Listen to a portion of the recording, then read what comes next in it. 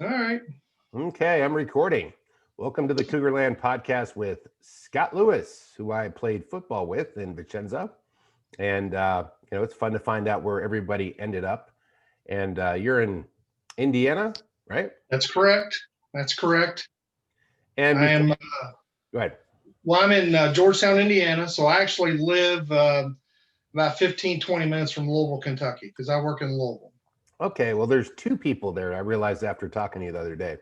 There's Ralph Schuberg, actually three, Alyssa Vanthillo, and Yeah. Paul Ratcliffe. They all live in Louisville. Oh, wow. Isn't that crazy? That is crazy. I knew Alyssa did from being on Facebook, but I didn't know about the other two. And you did send me the link for Ralph, so I have to look him up. Right, isn't that funny? It is. Okay, you knew about Alyssa, so she's prominently advertised there. But then you're like, Ratcliffe, well, he's not even on Facebook. So some people are like, I'm never going to do Facebook, but they will do a podcast. And we had him on. And it's funny because the two brothers have changed places because Paul used to be the chatty one now, and his brother was the quiet one. Now it's opposite. So it's like, Yeah. who are you going to be when you grow up? I'm going to be less of this and more of this. You just switch it up. So true. So before you came to Vicenza, where were you at again?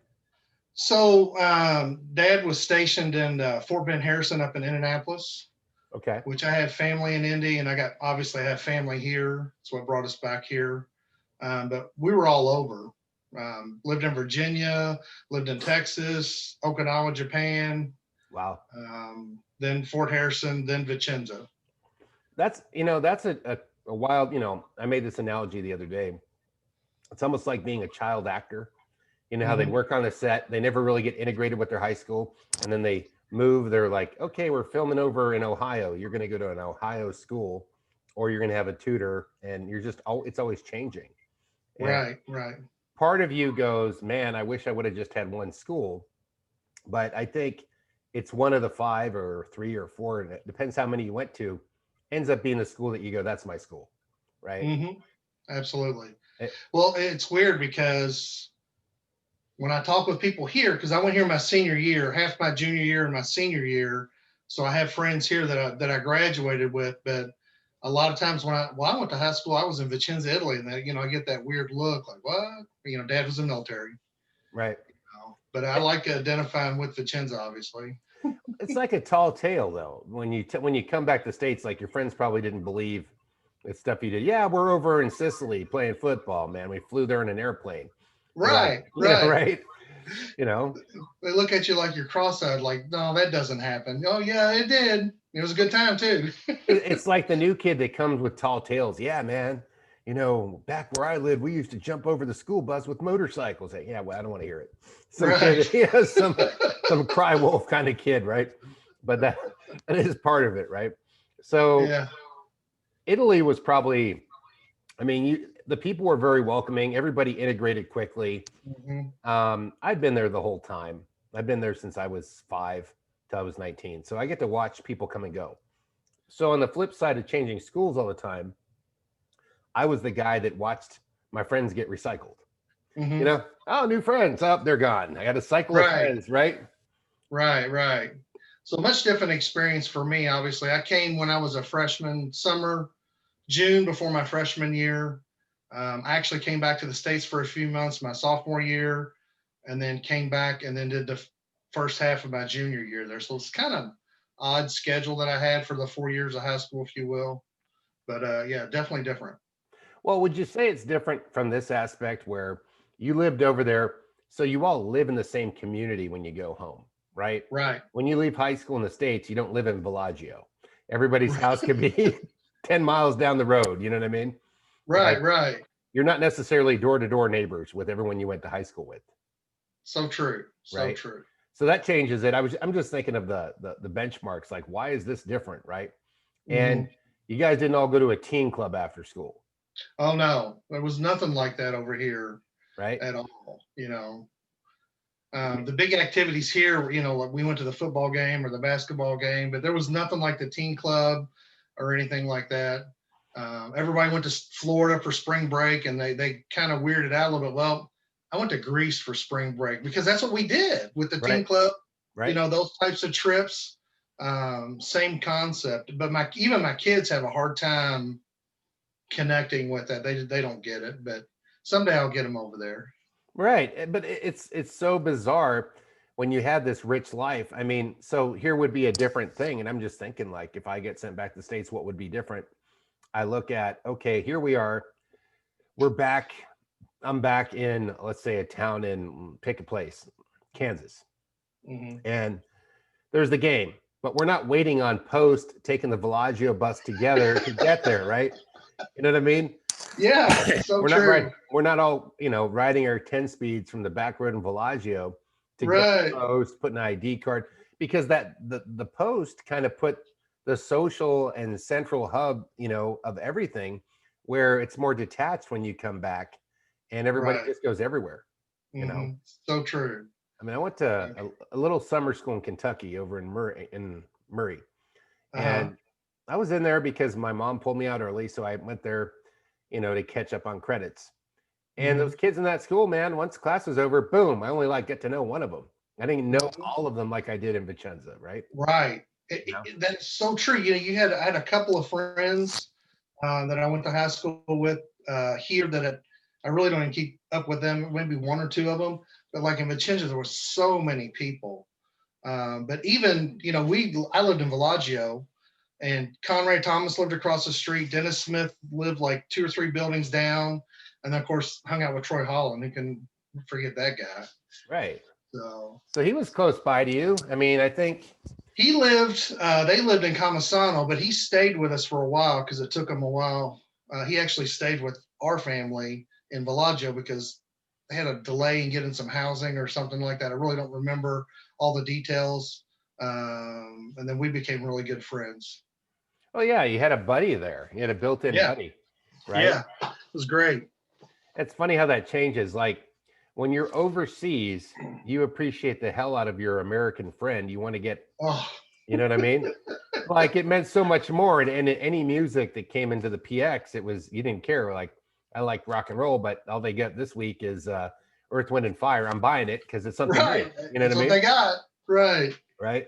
So true. So it's almost like the desert island experiment. Like Mm-hmm. we're going to put you on a desert island, and you're like, well, yeah, you coming from all these other places, you didn't have any hard roots anywhere else. You were No, not really. right. Because we moved so much. But that was the style. I mean, that was the lifestyle back there. Your dad did 3 years somewhere, and then you were moving somewhere else. Mm-hmm, I mm-hmm. mean, that's how it was for us. What was some of your favorite times there? What did you remember doing that you really liked that just takes you back there? I can tell you the time with all the guys on the football team. Yeah. Because played 3 years there. That was awesome. Going to the team club, hanging out with Conrad, Dennis, and Troy. Running Les Rayford, Monty, all those guys. The Greece trip was awesome when we went there with the team club. So those are a lot of things that come back. What year did you go? I went there. I'm trying to remember what year I went there. I might have went there because there was a couple of them. So I believe it was my freshman year for spring break. Okay. So that would have been what, spring of '84. Okay, I'm not sure if was there a lot of kids from Aviano on that trip or no? I don't recall that. Okay, so that was a different trip. I went on 85 Yeah. then, I think, or 86. Yeah. Yeah, it was really cool. The water was real clear, and Yeah. but the thing is, it's like any trip would include camping on a floor in a gymnasium. Yeah, we did that. A lot of gymnasium camping, even on a team club trip or in a teen club. Yeah, did that. And when we went on football trips, you remember we went to Sigonella, we were sleeping on the floor, or Naples, or it's like bring a sleeping bag, Right? That's what we did. But like that's what somebody mentioned this, like in the States when you play football, you're not doing overnights. And I was talking with Dino. Yeah. Yeah. So when they had the big tournament of basketball was different than football because they'd have like all the teams come have like the playoffs, either in Vicenza or in Naples or Livorno or some base would host it, almost like the Olympics. Yeah. So, we were just talking about how you meet kids from other schools, or guys would meet a girl from another school and they found them more interesting because they were the stranger from afar. Mhm. And that would be those experiences. Like, I go, yeah, man, it's like the Olympic Village. Everybody's all, hanging out in one place, right? The great thing was we did that and we got along with those teams. I mean, we all hung out. I remember going down to Naples, hanging out with some of those guys, or they would when they came up. But we did have a good time. Wasn't it interesting how different bases were? Like you went from an Army base Yes. or an Air Force base or a Navy base. Right. You Right. know, it's like the Army base was squared away like a campground. And then you Uh get to huh. the Air Force and it's more polished, like like more of a preppy kind of environment. Right. And then you go to the Navy and it was rough and rugged, but it had some stuff that you liked. Like Right. each base, Just a they little bit different. yeah, and there was something that you could look for, Uh huh. like a certain food you might not find in the state, at Vicenza, because Right. the Navy had their, quartermaster, shipping department, whatever, their logistics, right? Yeah. I remember when we were in Naples. I'm almost positive it was Naples. They allowed us to go to the GI mess hall to eat breakfast, and it Okay. was like that was a different experience. Of course, when you're a high school kid, you know. But I got a few odd looks, but it was still a good time. I think we did an Aviano too. I But went to the one. anyways, I went to the one in Vicenza. That was amazing. It was some of the mm, best food on base, oh and I'm wow. thinking when I'm joining the military, this is going to be great. Well, and you hear these old coots talking about, man, that Navy chow, and I'm like, I got there and I'm like, man, the cafeteria in Vicenza has this beat hands down. What the hell are you talking about? This isn't Yeah. the same one as what they had for the army in Italy. Uh-huh. It was amazing over near SEB. You know, Yeah. they had some damn good food. So I'm like, what? Why? Hmm. The Navy food Totally didn't live different. up to it, right? Yeah. So you haven't been back since. You just came here and integrated. No. Actually, we came back here. I've stayed here the whole time. I live probably. My mom lives probably about 15 minutes down there in Clarksville, Indiana, Hmm. which is where her family's from. Is the reason we moved back here, and uh, I have been back to Europe. I've gotten to go to Germany a couple times with my job, but primarily I've been here the entire time. How was it going back to Europe after? I mean, like how many years in between? I went back about 25, 30 years later, and I was in Cologne, Germany twice, Hmm. working, and it was awesome. And as soon as I got off the plane and I'm in the airport, I smelled the fresh bread that you don't have over here. Right, I right. mean, just the smells come back. And as crazy as that may sound, No, it that was the is. first thing I was like, oh man, I'm in Europe. This is great. You know? I know what you're And, talking about. I mean, I went to Spain with my wife. We go out uh-huh. and get breakfast. We go to a pastry shop. It doesn't smell like Starbucks. It smells like fresh. It Yeah. doesn't smell synthetic. It smells good and it's tasty too. And it's just Right, right. natural, crispy. And the beer, I'm Uh-huh. sure if you grabbed a beer in Germany, you're like, now that's a beer, right? That's right. Oh Yeah. yeah, we might have partaken of a few elaborations. Let's Yeah. I can say that. But yeah, I really didn't get away from Cologne too much. I had to stay there working and then came back. But man, it was great. It was a that just invigorated me to want to go back. I Right. just so we'll see. I put it off. I put it off. I joined the Navy. I traveled all over the Pacific, all over Asia, Uh huh. Middle East. And then I come back and I'm like, okay, at 22 or 3, I'm not going anywhere else. And Yeah. then I met my wife and she's like, we got to travel. You need a passport. And I'm like, thank you. Thank you. Because I can't deny her and say that's not because she's never been there. Like, I already did it. Right. Because what it becomes like is that discussion you used to have when you went to Blockbuster with your wife and you're like, I already saw that movie.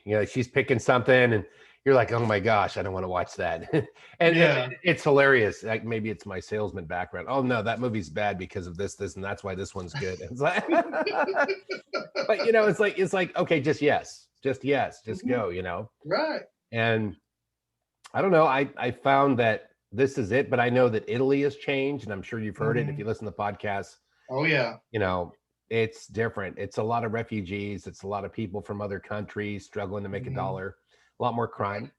So it's not the one flavor like made in Italy. You know, it's like one day you go back and if German beer was made by people from Peru, you'd be like, what happened? You know, it's a different thing, right? Right, You right. know? Yeah, I think going back there would be amazing. Have you run into anybody since you've been back? I really haven't ran into anybody, but I've talked to a few folks. I've talked to Troy a little bit here and there. We touch base. I've been on this instant messenger thing now. I'm not a big Facebook guy. Right. Don't post a lot of things, but Neither. instant message you, Les Rayford, Dennis Smith. Now Conrad Thomas, his mom and my mom are still friends, and they still write the old-fashioned way letters back and forth. So I finally got his number and I reached out to him. So at least I've confirmed it's his number, but I haven't really talked to him yet. So, and I think as we get older, we realize that life is short, right? Right. And it's important to try to go back, in my mind, my opinion, to make those reconnections. And that's what I plan on doing. And I think this avenue that you've provided with this podcast thing, I think is an awesome step in that direction. But to get down to North Carolina, and I know there's a lot of folks down there. Christy's down there. Watch that one. Dennis is there. Yeah, Dennis is down there. So, Yeah. and it's really not that far away. No, I think things clear up a little bit. We can have a little reunion out here. It's not too far from you at all. It's quick hop over the mountain, cruise over through Gatlinburg, come out through Asheville, come down the hill. Right. You're pretty much there. Yeah. So I do plan on doing that. I know Troy and I have talked about if he ever comes back this way, I'm definitely going to try to run into him somewhere. He's out in Portland right now. Well, there's Charles Donaldson lives up there. So I think there's a couple people up in Oregon or the Washington. I did a podcast with Marlo Daly the other day. Saw that. Yeah. So he lives up there, and it was a really sharp guy. Marlo's done a lot of stuff with his life. Yeah. He stayed busy. So he ends up in Washington. He's like, okay. So at one time he was going at Utah State, and I was on leave, and I stopped by Utah State, and Charles Donaldson, Freddie Parkins, and Mark Parkins were all going to the same college. Oh, So wow. I went to some of their frat parties, and then I took off, came back to the Navy, It seemed like we'd stay in touch forever, but as time went on, you get hooked into something, whether it be a marriage or a job. Right. And yeah. You're on the train. And I don't know, it's like, it seemed when you lived over there, because I lived there so long, that people had something more going on in the States. Like these are great friends I have here. I'll find better friends in the States. You could upgrade everything. I'll upgrade my car. I'll upgrade my moped. I'll upgrade my status. I'll upgrade my finances. And then you get back and you realize that the people that you knew then are more special in a different way than the people you've encountered. Like my relationships with people that I met since then, I have my Navy buddies. They're tight and they're close, but they're at one tier. And then there's like the other people I had business and I knew as friends, but it's bizarre. I find also another thing is that people are more isolated, maybe because of COVID, but even before then, some people didn't want to go back and look at high school and like, oh, you just keep talking about high school. And I'm like, no, it's the people, man. It's not about the schooling, and it's not like I'm trying to remember the football game I didn't win. You know what I mean? Right. And I'll tell you, at least my feeling is it was more than going to high school over there because of the relationships you built with those folks and the experiences that we had that I didn't have when I came back to the States. When you're over there, like, oh my God, I can't wait to go back to the States. I remember saying that kind of stuff. Remember that? They have so good over there, and you get there, it's different, right? Yeah. When I got here, I was ready to go back. And fortunately, I had that opportunity. I had to come home for a few months at the end of my sophomore year, and I went to school here. But then I had an opportunity to go back, and I jumped on it. And I was back over in the summer, right before my junior year. But it's hard to explain. It's just different. And and it's really cool to kind of catch up with some of those folks, to see these podcasts, and somebody will mention something. I remember going there and doing that, and you didn't even think about it till somebody else brought it up. Right. So it's pretty cool. Well, you had some freedoms, right? You could do some adult stuff. You could go walk out in the city. You weren't like, 14, 15, taking on the big city of Chicago, unless you Right. were some kid that had a problem home life and, you were Mhm. working the streets as a hustler. Yeah. As a regular kid, you'd go downtown, catch the bus, go up to Monteberico, take Yeah. off to Venice, grab a train, right? And, go ahead. Yeah, I remember the first time we caught a bus, we went downtown, we went to Seps, Mm-hmm. that bar, and I September's. just, Yeah. yeah, and I just thought, man, I'm really grown up, and this is living. I just the first time I was able to do that. We didn't have a phone in our house. I don't know if people No, did or we got didn't. one later, man. And I know we didn't have not one. everybody had one, so it was kind of useless. Like if you're the only guy with a cell phone, who can you call? Right. But Right. can you imagine letting your kids go? We would go disappear for a day or two. Hey, Yeah. I'll be back, and here's where I'm going to be, and I'll see you tomorrow or something like that. There was no calling and checking in. Hey, I got there, or texting your mom or dad, or none of that stuff. I think the But parents enjoyed some freedom from that because, most you know, definitely, as compared today, the way I see people raising their kids, they're like helicopter parents. And yeah. then kids are digitally, you know, foreseeing the future. Mhm. My mom would say, like, that's enough television, like the hell box is getting to you, and then that's enough video games, right? So you Yeah. look at that, and now it's true. Now Yeah. people are staring at their phone every 5 minutes or less, So every true. in seconds. I mean, I just filmed my friend and doing some fighting stuff overseas, Uh huh. and my friend's the coach. And I swear to you, dude, there's how many frames did I have to edit out where he's staring at his phone for 5, 6 minutes at a time? I'm Yeah. like, this is not a movie about a guy that's staring at his phone. Gee whiz. Uh huh. But that's how you notice it's like infiltrated our society, right? Right. Um, Right. So true. but yeah, you get this freedom in Europe. You get to be a grown up, and you come back to the States. You're like, you're not 21. Billy might get his older brother to get us some beers from the 7-Eleven. Yeah. But if we Yeah. can get caught, well, let's go over to Johnny's house. His dad's never home. It's like that's what it was like for me in Kentucky. Yep. Same here. But harder to even score beer. I lived in a dry county. Oh, Yeah. yeah. There are a lot of dry counties in Kentucky. Yeah, So that was like what? A dry county where I'm used to people drinking on the sidewalk. You know what I mean? there's still dry counties over there. Right? It's crazy. Yeah. Yeah, and they probably have counties like Footloose where you can't dance because it's illegal. Because a Mhm. kid died one time because he danced too hard. I'm kidding, but you get my Yeah. point. Yeah, but but you're right. It was so accessible over there. And then here it's just a different world, completely different, hard to get. Right. You had to have I'll be honest with you, my cousin was 5 years older than me, and he bought whatever I wanted. So Yeah, I know you get your one go to, right? But you thought, I mean, you were waiting for the other shoe to drop. Like it's going to be so much better than Italy because, mhm, like, eh, you know, right.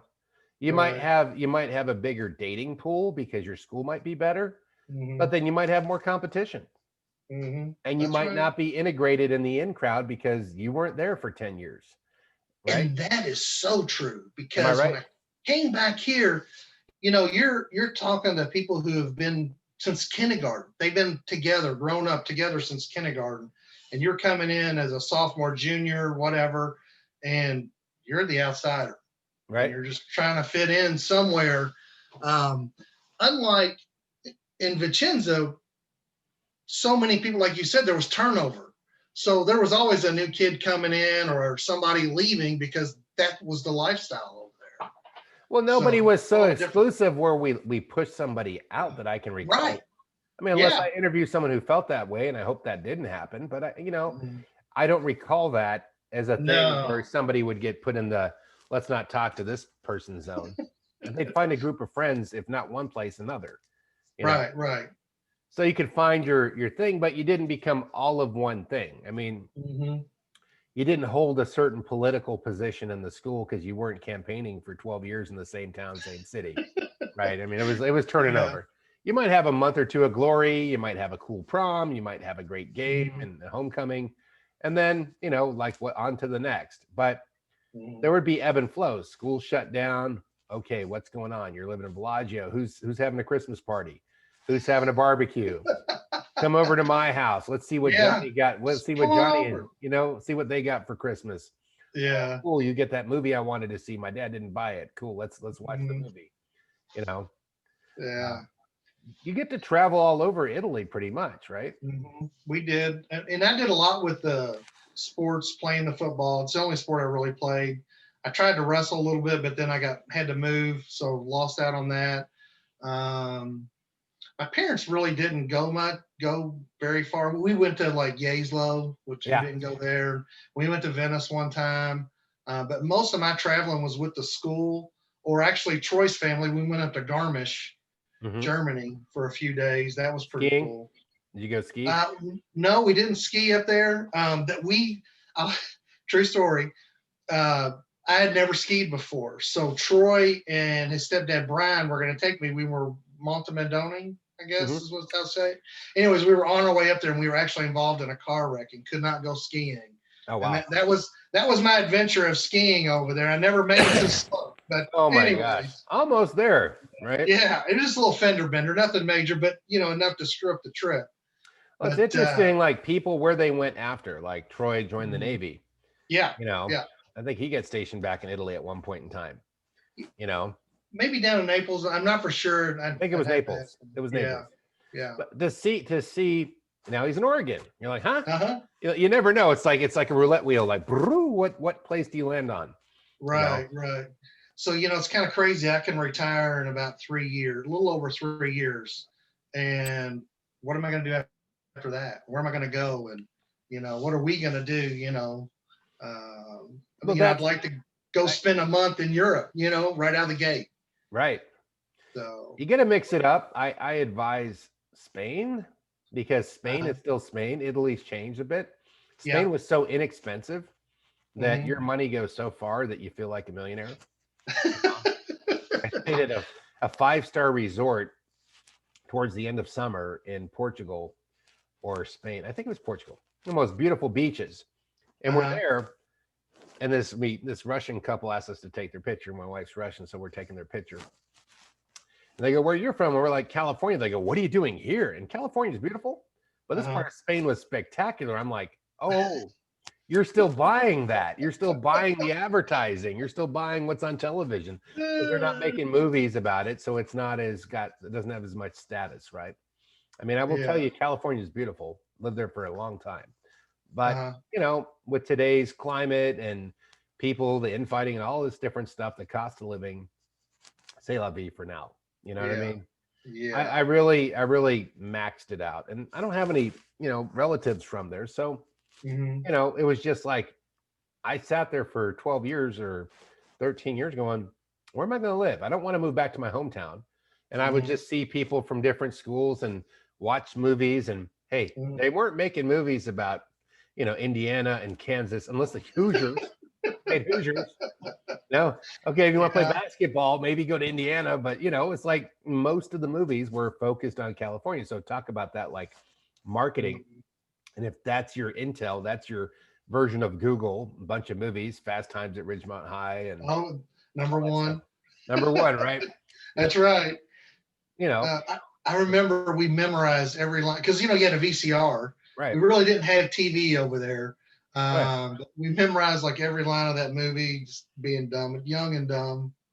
But Oh, for sure. But we yeah, did more outside because we didn't have the internet.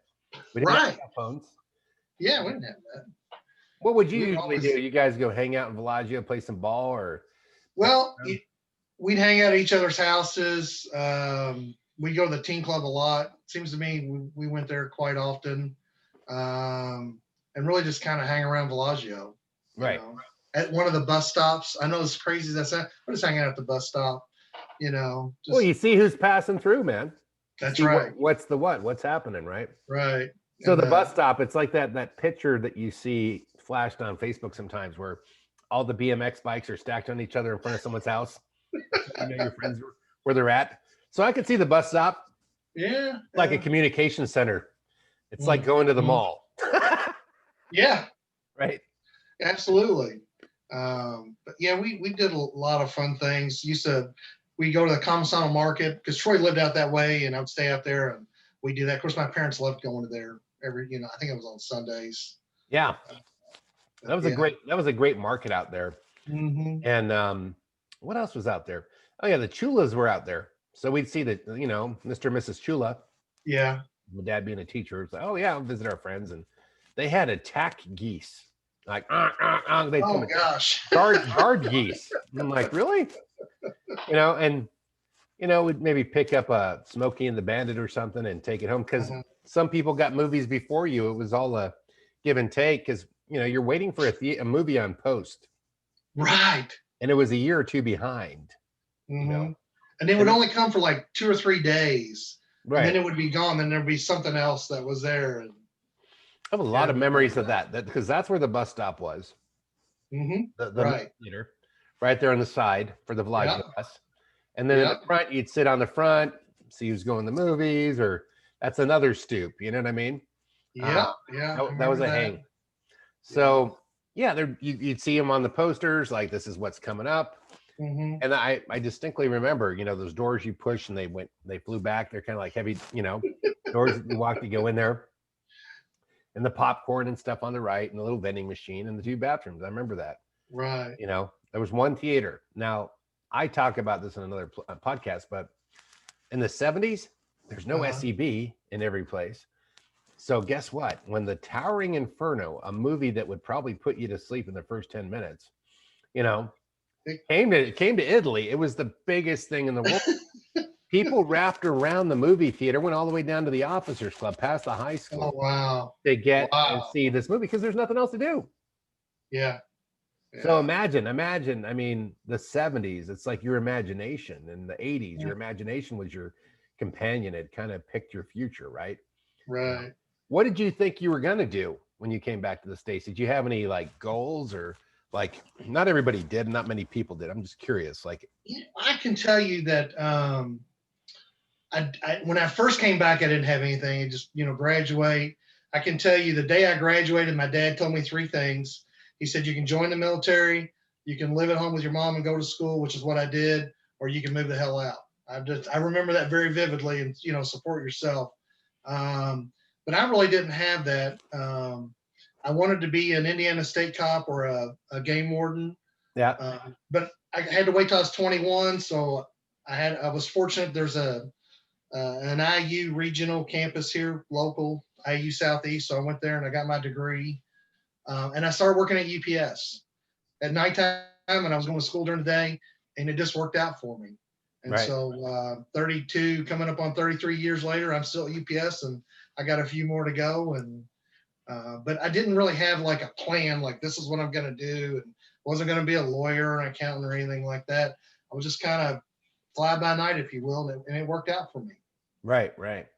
I didn't really have a plan. I did in a way, but I guess it was very general. It wasn't too specific. Yeah. I was sitting there after school one day with a bunch of guys graduating.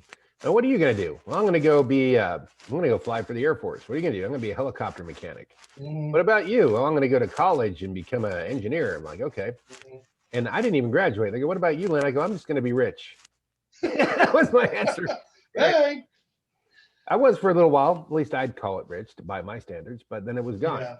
At least I did what I said I was going to do. That's all that mattered. Now I'm not. That's right.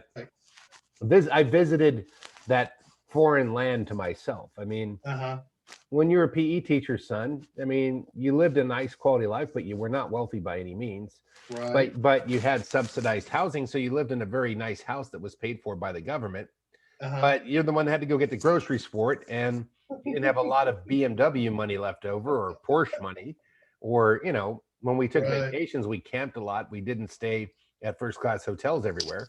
So there's a budget. And plus, teachers, they wouldn't get paid in the summer, because they're like, you either get paid through the year, or they pay you fat in the up to 10 months and the 2 months off. It's kind of how that worked. Wow.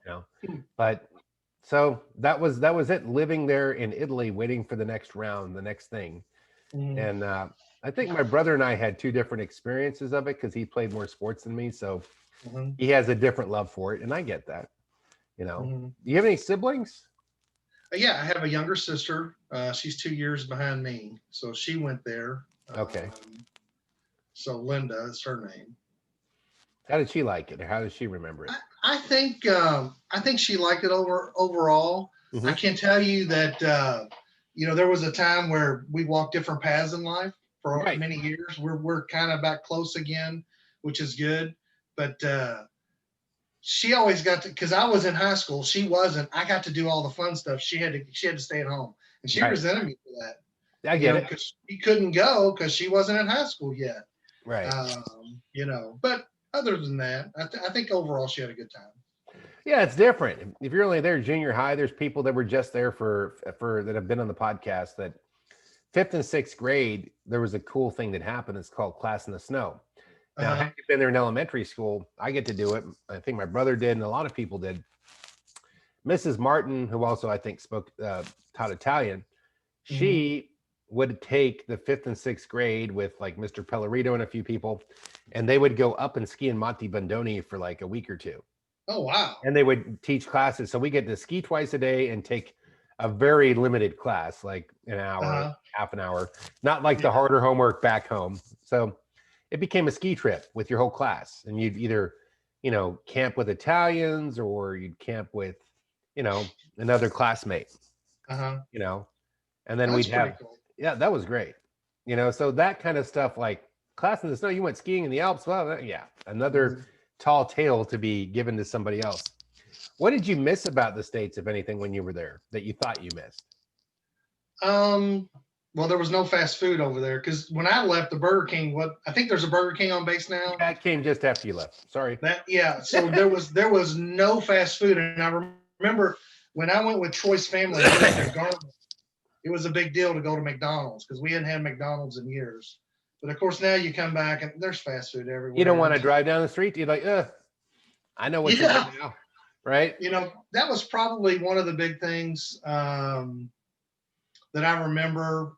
Um, but again, we moved all the time, so I really didn't have a lot of friends, if you will, that I missed because you make new friends. But it was always cool to go, hey, we're going back to the world or we're going back to the States. Right, right. So Where we thought it was better, we sold ourselves on that concept. we did. But I agree with you on the McDonald's thing. If I had a friend go to Germany, I'm like, can you bring me back a Big Mac, dude? I'll give you $10. Right, Bring you a right. cold ass Big Mac in a cooler. It's not soggy, but you're just happy to get it. That's right. Hell, the Afy's burger was just as good, if not better. That's From the right. snack Yeah. bar. You know, Yeah. they eventually came up with like their own sauce that tasted like McDonald's. You just didn't realize it. Uh-huh. But Hmm. no, I remember going on a teen club trip to Berlin, and Uh-huh. we hit Frankfurt, and oh my gosh, first was power down at McDonald's, plow through there, double burger, then go over and hit Wendy's and nail that for a while. It's like there all these fast Uh-huh. food chains were over there, and that's what we look for because scarcity is what drove the interest, right? That's right. But then now you think about, and I can't remember what podcast, but they were talking about pizza in Italy. Right. You can't get that over here. You just can't. There's places I've been to that have tried to reproduce. It's not the same. Right. There's So I places miss. in Boston that have a lot because there's a lot of Italian influence that Uh-huh. pretty much come damn close to hitting the mark that I've experienced. Yeah. Guys, you got to look how far east you are. How much does the recipe fall apart as it travels? By the time you hit California, you have avocado, Tex-Mex, pizza. You're like, they Yeah. don't make this back in Italy, Right. Right. with ranch dipping sauce. Italians, ma cosa fai? What are you doing? You ruined my food, man. It's like you get a Ferrari. Yeah, we put a back seat in it, man. We put a Yeah. camper shell on the Ferrari. You're like, what the hell? Mhm. It becomes this modified thing. You come here and the pizza, it just sits straight. It's made out of cement, Yeah. Then in Italy, it's like, you get knife and Mhm. fork. Right. And I will tell you, when I first moved back here and I went out and had pizza with some of my friends, and I got a knife and a fork and I'm starting to eat my pizza, they looked at me like I was weird. Like, Yeah. what are you doing? You're eating with a knife and fork? Like, yeah. Then how we're supposed to eat pizza? You know what I mean? Because that's what we did over there. And I never thought about that till you just brought that up. Well, it's funny. I'm realizing by talking to you is the story here is Scott was moving all around the world till he finally settled his roots, and he's like, "What part of me is me?" Right. You're in transition. I mean, I was in the military. It's the same thing. You're bouncing duty station to duty Mhm. station, And you learn to see another GI, another sailor. You're like, hey, what's up, bud? Oh, where you from? Boom. And you have instant conversation because you know they're on the same path as you. Right, right. They're not like, I've lived here my whole life. There was people that lived there, like Peter Ritchie since he was a little kid, and the Right. Fritos, and the Millers. There's several people. There's a group of people that live there from start to finish. Daniela, you know, so that these people, they were there. Yeah. And even though I was there too, first we'd hang out with little kids, and then I'd go on my naughty wild side, and they'd go on their good side, right? I mean, to be a teacher's kid doesn't mean it's not like a preacher's kid. It's a teacher's kid. Yeah. A lot of teachers' kids end up to be very well educated and doing well. But if you're a naughty one like me, hell, I didn't even graduate. I got a GED from Vicenza, which is the funniest part because I'm the one doing the podcast. So let irony ring, right? The things that you thought were so important back then become really, in the grand scheme of things, they're not. The friendships, the relationships that you build, those are the really important things, I think, in life. That's what makes you rich, man. Right. I think so too. And I think that if you look at it, you can talk to somebody that was on a journey with you, and now they have another story because there's 20, 30 years, like, what have you been up to? Right. Right. And someone might be like, well, get a job working at the ticket booth. I've been here 30 years. You're like, okay, good. Was it fun? Yeah, fantastic. Oh, is there anything else exciting? Oh, yeah. Well, I used to tour Europe as a DJ too on the side. And now we're getting interesting. But it's not that everybody had to become X, Y, or Z to define their life. It's how we choose our own path. But I think by getting that global view of Europe and stuff, and then taking that back to the States, how does that impact you in the way you think? And you know that your neighbors are different than you when you plop down in Indiana, because they're like, you talking some nonsense, boy, right? And I can tell you that having that experience over there and dealing with all those cultures personally helped me in my business life, if you will. Because I remember going on my first interview, and when I started talking about, well, I'm 18 years old, 19 years old when I started, after I was already at UPS, and I've been to 36 different countries, and I've done this, and I've done that. And they look at you with those big eyes, like, because they know living here, they don't know anything else. Right. And it really helped transition or to excel actually in that world, because you have a different mindset. You just look at things differently than somebody who's only lived here. Yeah, it's a foreign experience to them to deal with somebody. Right. Even to deal with somebody from out of town. Well, we got to talk to Dallas, get Dallas on the phone, and set up the chain of, you're like, oh, I don't know nobody in Dallas. You want me to do it? But if you had that skill set, I mean, it goes great towards either being a spy because you know how to travel in other countries. I didn't do that. Let me be clear. Right. It goes great. Yeah, the male spy. But no, it goes great. Yeah. It goes great to international business. It goes great to anything where being a pilot, where you have to move around. It's not foreign to you to move. You're used to it, right? So some kid from Indiana, same age as you, he's gonna be like, well, we got to go out of town. I've never been out of town. So they probably did. They pick up on that you had that skill right off the bat, and you're absolutely, and that helped me over there. So, and it just really helps you to deal with all different types of people. And when you work in a big company, that's what you got to do. Yeah, I had the same thing in the Navy, where I showed up and we'd go. They'd like, I already done a Westpac. I'm like, cool, whatever. And we'd go over to different places: Hong Kong, Japan, Korea, all kinds of different places. And I get off the ship and everyone's following me. I go, why are you following me? They go, you just know how to do that thing, And I'm like, yeah, I'll instantly integrate into this country. I don't care what country it is, because I'm going to be aware of the culture, their expectations, not to be the American, all that. I'm going to find my way real fast. I'm going to hack the code. And that's the way it was. Even in Canada, ridiculously enough, where do we go, Dempsey? They're following me. And I'm like, we're in Canada. They speak English, bro. You know what I mean? Hilarious, man. But that's the skill. It's like they think you're some fearless, intelligent person, and you get to be in that special class where you learned it. I hope that now. Anyone else that you hung out with? You hung out with Troy. You hung out with Conrad. Hung out with Dennis. Dennis. We No, played that was, football together. I know that. yeah. Everybody was As a on our matter of football fact, team. I told you the other day when we talked, I had to go to Mom's and dig out a gym. That helmet might look familiar. Oh, right That was on. that was acquired, and I'm not going to discuss any more than that. It was Oh, it's acquired. okay. It's not missed.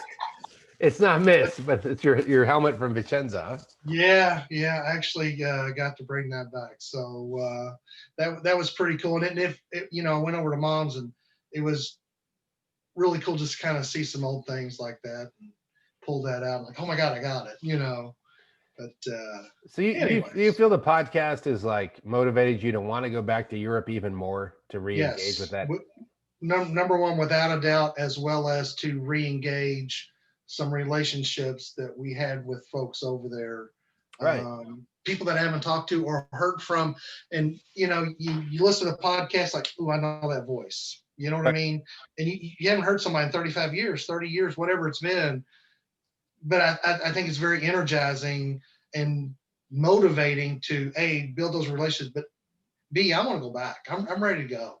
All right, me And too. I mean, but that's the things. It's like I think we all kind of felt alone in our journey a little bit. I mean, we might have Mhm. people around us, we had friendships, but part of us felt alone because we knew we were the only one on this journey. Like we Mhm. were bouncing around the world, and no one Right. was there. And new people were new people, so they only got a piece of the pie. They didn't get to eat the whole pie. Yeah. They didn't understand the whole essence of who you were, as how your character developed, and who you Mhm. became. So that's what that does, right? Right. It's Right. funny. I have a little podcast I did with the Navy, a bunch of guys I interviewed in the Navy, and guys tell me their sea stories, where they came from, how they ended up on a ship, what that ship was like, and then I did a lot on my ship because my ship, the USS Mount Hood, had been around since like 71, 72. So Uh-huh. people were on it. I interviewed people from Vietnam era and then all the way till the ship was decommissioned in the late 90s. So I wanted to know what was the story. It's like what happened at Vicenza, but it was on the ship.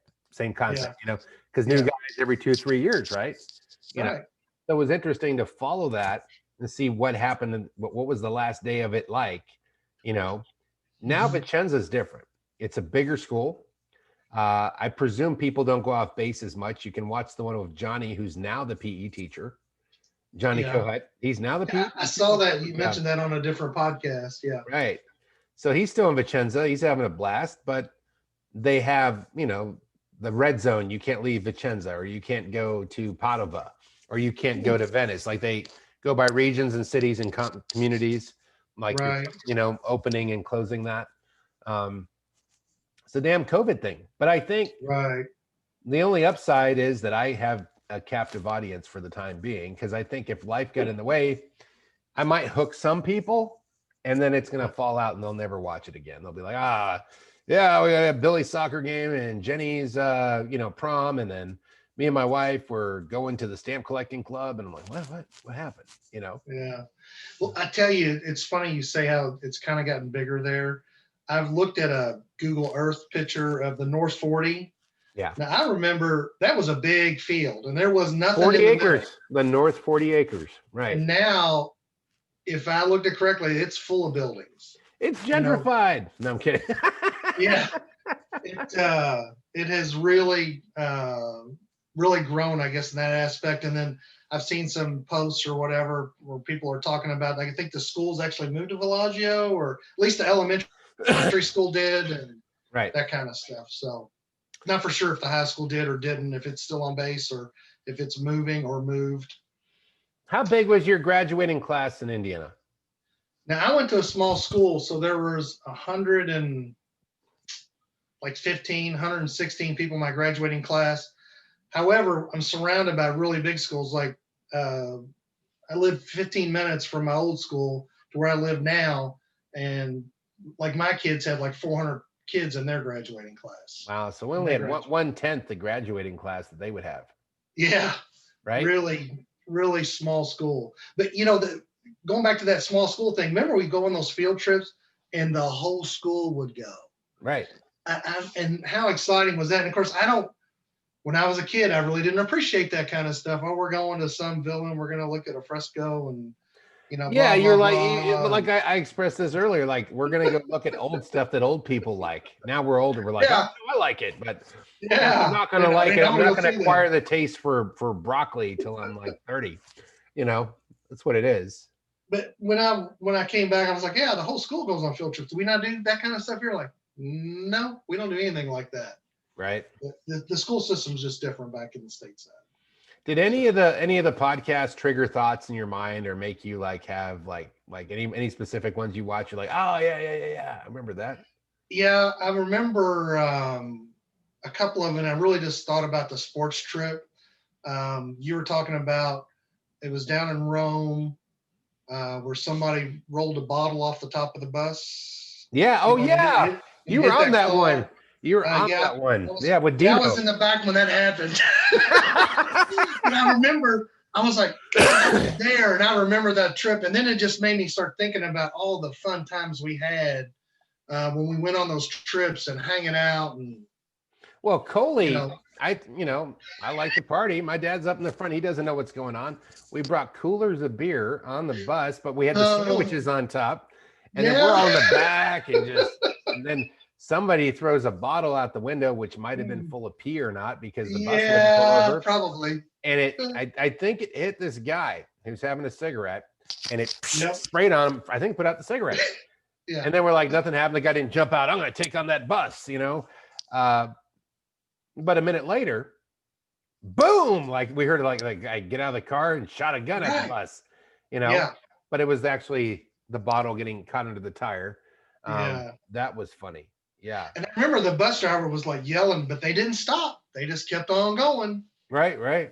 No, they weren't stopping there, but that was, so when you were talking about that story, it just brought back all of those, like going to Sigonella and camping out on the gym floor and all of that kind of stuff. And I think you mentioned somebody gave us cots, but that was rare that when you got a cot, typically you're sleeping on the floor. Well, you might go. I know there was like a lock-in. We went to the lock-in at the teen club in Aviano. Yeah. Hanging out in Aviano. Nobody's gonna fall asleep on a dirty floor in a teen club. I mean, I think as kids we had insomnia. So we're all staying up to the next day, and then we went to like Yeslo or something, and we went back. But that would be a weekend, and the parents were like, "Good. We get a free weekend. Right. Go have fun. See you in 2 days." Yeah, we're gonna go drink wine over here with our friends who are drinking wine. I mean, it was all, Yeah. It was different. I mean, to watch it over 12 years, I got to see different times, different seasons. The evolution of things. Burger King by my 12th senior year, and driving through Burger King while Mark Parkins was working there, which you wish you could get that job at Burger King because you would make enough money. Remember how they'd have those cars parked near the front of posts that were for sale? Yes. You'd walk and there'd be that little sidewalk and be opening kind of near the post office. Yes. Right? You go past the last barracks, and past that would be, if you kept going forward, SEB would be to your right. If you kept going forward, others, leg barracks, and then MPs and all that, and then front gate. Right. So if you worked at that Burger King, I mean, $6 an hour was like a lot of money in Italy. And you could buy, you get a paycheck 6 times, 848 times, whatever, put that into perspective, almost $50 a day, 250, 1,000, and buy one of them cars for 700. 1 month's check, you get a Beamer. You want to rent an apartment, you can find an apartment for $250. You know what I mean? All of a sudden you get a Beamer and an apartment. Now you're a baller. And you're working. You're not going to have that in the States the same way. Right. There's only some places, like I was in Louisiana, and you could buy a house if you worked at Burger King because the houses were like 15, 25, 30 grand. Yeah. You go to California, you work at Burger King, you live 20 to a room. Yeah. But it's not that way around here either. It changes. It changes the cost of living. But I will say, I'm on the Burger King trip, but me and my buddies would go drink over at the, we became 18 and we're drinking our butts off over at the snack bar, and the snack bar added a pizzeria. I don't know if you were there when they added the pizzeria to the snack bar. Yeah. They'd have those square pizzas, and they were kind of American flavor. They weren't really good at pizzas. They were like the artificially American, but we liked them. Give you heartburn, eat a bunch of those and pitchers of beer. And we're like, oh, get the munchies. So we'd head over and we're driving through the drive-thru. And Mark Parkin's like, I'd like a fish sandwich. And he puts 3 or 4 huge bags in the car through the window. So that's kind of how it happened. You know, those were good times. But yeah, you know, my buddy, I knew Mark since I was 12, so I knew him for 6 years. So I think that had some holding in how your friendship is, because 6 years was a long time to have a friend over there. You know, right. And I was close with him and Kevin Merritt and the Mitchell brothers, and you know, I'd hang out with Art King. I had an eclectic group of friends, man, that I'd hang out with. So it all evolved through time, and you'd maybe get a new friend given to you every year too. Imagine that, right? You know, because I got there, and I think Troy was a few months behind me, but you know, I knew Dennis and Conrad because we lived all on the same street, and then Troy probably came 6 months after I did, right? And then we started hanging out and stuff like that. So that's right. You know, how people moved in and out could dictate your friend circle, if you will. Isn't that interesting? So then you get back. Not what I was saying earlier. You get back to the States, and you're. I'm the only one who's been on this journey. Now your journeys. Now we actually have more of a story had we stayed in one place.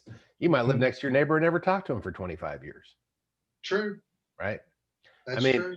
In California, that's how it was. You didn't talk to your neighbors.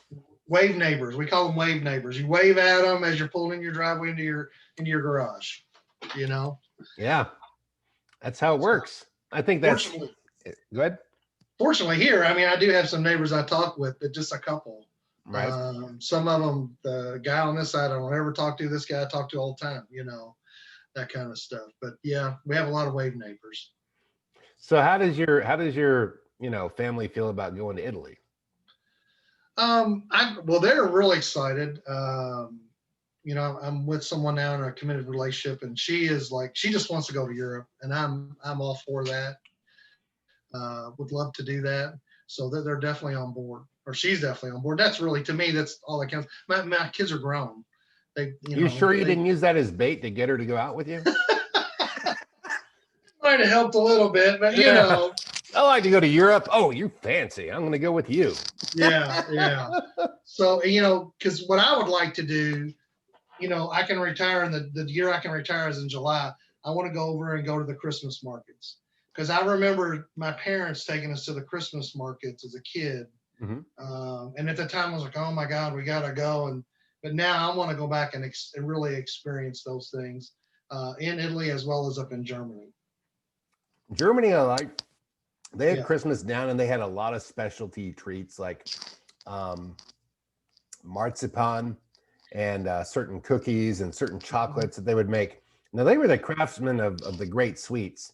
Italy had their own delicacies, more pastries and stuff. Yep. But then at those markets, I remember they had candy coal. Like when you were a bad kid, you get coal in your sock. Yeah. It was crazy. Yeah. Made me think of something. Up in Germany, when I was like 3 or 4, they like the different Santa Claus thing. Like you'd have this wolf. Like if you were bad, it would like attack you or something. And I was there, and this guy dressed up scary as hell in his costume, scaring the hell out of me. I'm like terrified as a little kid, like, fuck Santa Claus. Right. Oh my gosh. All good times, man. Yeah, it's pretty cool. I want to see, I mean, look up Ralph. Maybe you guys meet up and you got a few people there. It doesn't matter. Like some people, like, I don't know if I remember this person, or I don't, some people don't remember other people. That's what I'm trying to make this whole thing, because we got older. This is a hard drive. It does delete a few files. It does delete, even for myself. I did this part for my mental health, man. Yeah. Because your memories and your interpretations are not always the same as your current reality. Right? True.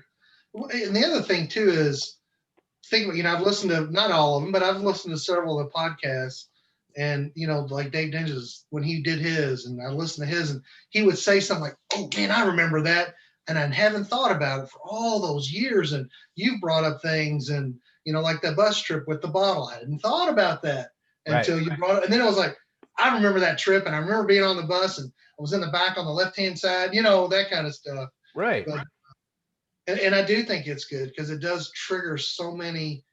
I don't really recall bad memories over No, there. though I will say some people had some tough times, but they do remember the good times.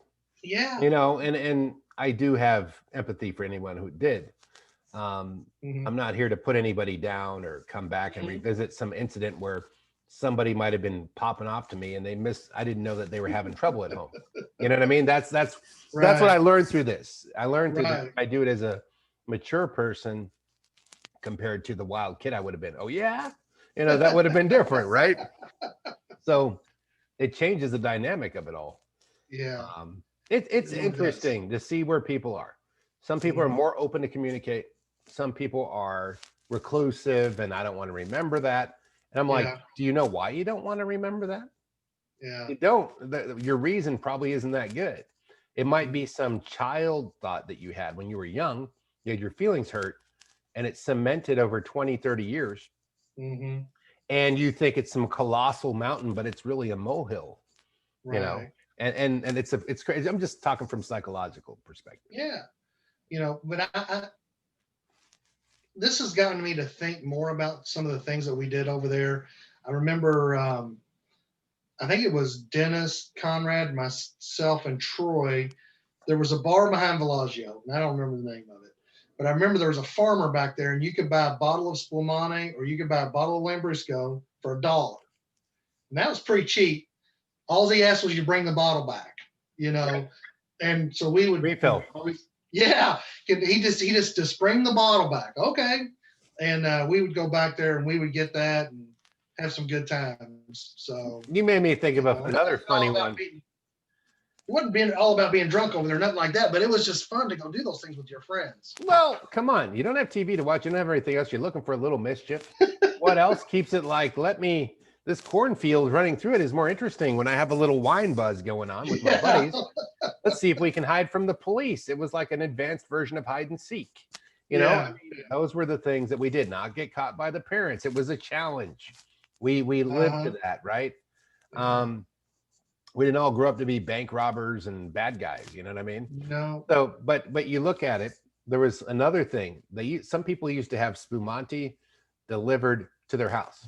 And that's when we would go wine shopping. You know, just borrow a bottle here, borrow a bottle there. It cost them 300 lira. Yeah. But we weren't old enough to drink. You know, I didn't, steal from anybody's house or anything like that. No. In the scape, in the grand scope of things. But kids were doing that. You know, they'd have the bread man and the spumante man. You had wine delivered to your house. This is long before Uber Eats. The bread man's coming and the wine man's coming. And the aqua minerale too. That and orangeada. My parents would get that orangeada stuff. Yeah. My dad loved that. Yeah. And he got that delivered to the house. So. Oh, that was big time in the orangeada. My parents were always trying to cut my sugar. I went to my friend's house and biscuits and gravy and all kinds of crazy stuff. And like, what do you eat at your house? Oh, my mom has us eat tuna fish. She's like, she got you on diet food. Yeah. I have no idea we're on diet food. That's why I'd want to go to someone else's house because they'd have some more of that tasty, bad, forbidden food. Yeah. Especially Mark. You go to Mark's house. You go to Mark Parkin's house. He's like, hey, let's do ice cream sundaes. And they're like this big. And watching videos. Oh, let's do nachos now. Another huge plate. I'm like, it's like all nutritional stuff, right? No wonder we got so big. But, that's the thing. There's a new series out about supposed to be an interpretation of being a brat overseas. I would love to make a better version. Yeah. I've heard you talk about that, but it's supposed to kind of represent what we went through, but it's really not. No. It's more modern times. Accurate. It's more progressive. It's more the mom, the mom is gay. She has a companion. The son is not sure about his sexuality. They're going off base and drinking and, kids are interacting and not, they're strange. It's because it's also kids growing up with technology and internet and pinging each other, doing stuff that we didn't do. So that to me, we didn't do any of that. Take all the other part out of it and just go back to the technology and the time that doesn't capture the 80s. Yeah. Like I wanted to visit my buddy Mark. I'd hop on my Peugeot that I got from the Four Seasons, get on my 10 speed and pedal over to Mark's house. Oh my gosh. Hopefully he was home. Yeah, I remember. Now that you say that, I remember when I got over there. We got there in June. My birthday was in July, and my dad got me a Peugeot bicycle to get around. Hey, here's your transportation. Have at it. That's a great bike, though. That was a great bike. Yeah. Think you could go fast. It had a great glide if you pedaled it. And then if you Yeah. jumped on like a Huffy bicycle, that thing was like a brick. You like get two Yeah. strokes and the bike's not going anywhere. Oh. The Peugeot, you just press down on the pedal, you're like, zzz, you know. But man, that gave you freedom too. Because I remember riding out to people's houses and out of Villagio. You know, the rack could hold somebody on the back. That rack was that strong. You could put a kid on the bike rack that came with that 10-speed. That was a solid ass rack. I'd have Mark pedaling me, and I'm sitting on the back. You know, that's scary. That's a scary thought. I'm just going to leave that there. Oh, scary thought. Well, you know, even worse. I guess I'll share this one. So one night we're like, come to my house, like, we're done here. We'd had a few drinks. And he had his bicycle. I go, don't worry, I'll pedal us over there. You sit on the back seat. So I'm standing up pedaling, and it's one of those. Remember those bikes that looked like they had an 8-ball? You know, they were like American Huffy bikes, those 10 speeds. They'd have all the extra frills, like you'd see in the Sears catalog. Like that bike looks fast, but it's usually a piece of crap. Anyways, it had the handlebars turned up like stag style, and the brake in the back here. I'm trying to pedal this thing. We're drinking like, whoa, we're going into traffic. Oh, we're not. At some point we said, no, let's not try this. You know, nobody can drive it out. We're staying here. But just hilarious. Yeah, I love that 10-speed. I'd ride that thing 20-something miles a day without a problem. You know, and we didn't have we really didn't have mopeds. I know some people had, you know, like Ivan Doliani, he had a moped, but which we hung around with him some too. But we all had bicycles. Hold on the moped guy's shoulder with your hand, right? Or a seat. Yeah. Yeah, I've been there. Moped would become the motor to about 2 or 3 bicycles. I remember us doing a spread of one guy in the moped in the middle. He's got 4 guys hanging on. You know, you hold that guy's shoulder, that guy's holding your shoulder. It was like a wing. One little 50cc moped. Truth is, by the time everybody was dragging on it, it wasn't exactly a pickup truck. It was a 350, right? So the moped was probably down to slower than you could pedal on your bike. Oh my gosh, that's hilarious. Oh yeah. Remember doing that. I didn't think about that, but I remember doing that too. It was a ticket too. It was a ticket if you got busted. So you had to like, there's cops. Let go. Oh yeah. And you didn't want to let go because you were enjoying not pedaling at the moment, you know? Right. Yeah. Well, we rode those 10 speeds, man. We rode them everywhere. So I remember Art was probably old enough to get beer. And he had one of them 10 speeds. And he had 4 cases of beer tied to the back of one of them 10 speeds, pedaling it off. We're watching him pedal it off post from the Villagio bus. You know what I mean? Oh, that's hilarious. We're all going to go hang out over by the churchyard there, you know, in the back way to Villagio. Yeah, I do remember that. Yeah. Good times. I mean, did it ruin us? You have kids. I have a daughter. Would you have gave them beer at the same age and let them do the wild stuff? Or is it different in today's world? What do you think? I think it's different in today's world. You know, and my kids, you know, they had cars. So, you know, I didn't have that at a bicycle when that kind of stuff. And, you know, I'm going to tell you, I did share with my kids, but it was in a very supervised way. But they, to my knowledge, you know, my daughter never really did it anyways. Now my son, he did partake, and we'd go pick him up. Don't drive, don't get in anybody's car, that kind of stuff. But yeah, I just think it's just different now. It is. It's a different country. And then now that country with global terrorism and stuff, it's not safe to let your kids go run into the disco. Right. You know, it was different then. It was peaceful until it wasn't, you know? Right. Yeah. That's my take on it. I mean, you go to Germany, they're letting 5-year-olds drink from daddy's like liter of beer. Yeah. You know, I remember doing that as a little kid, like dad feeding us beer, you know, we're little kids. Now I had my Italian friend, because there was no drinking laws. I'm like, here, let's go drink, Paolo. And he's like, oh, it's gross. And I'm like, I want to go home and play Atari. And I'm like, party, dude. Let's go to September. A bar fight with some GIs. Yeah, man up. Oh, yeah. And he's like, oh. So he stayed and you know, he's done well, Mhm. but he stayed in a more innocent state, and good for Yeah. him. You know, you don't have to do it my way. You don't have to ride your bicycle backwards, chugging beers. Be successful. Yeah, we were, you know, we got drunk a few times, but it's just a different world back then. Right? I mean, I partied in the Navy first few years and I got in enough trouble. I'm like, okay, I just straightened up. I didn't drink for 18 years. I'm the last guy that anybody thinks was going to stop drinking. They thought Len's going to end up in jail with a bottle of whiskey. You know, no. Yeah. I get in so much trouble by the CID and the Army and the police and the MPs and shit that you would figure I was destined, based on the scarlet letter of being a naughty kid, that I would end up somewhere bad. Mm-hmm. But that was not an indicator. I didn't have the opportunities. If I could get a job, I couldn't work there because of only summer hire. If you didn't make it to the bagging over in commissary, you had to be first. Yep. I live far away. I could never get there when they open up.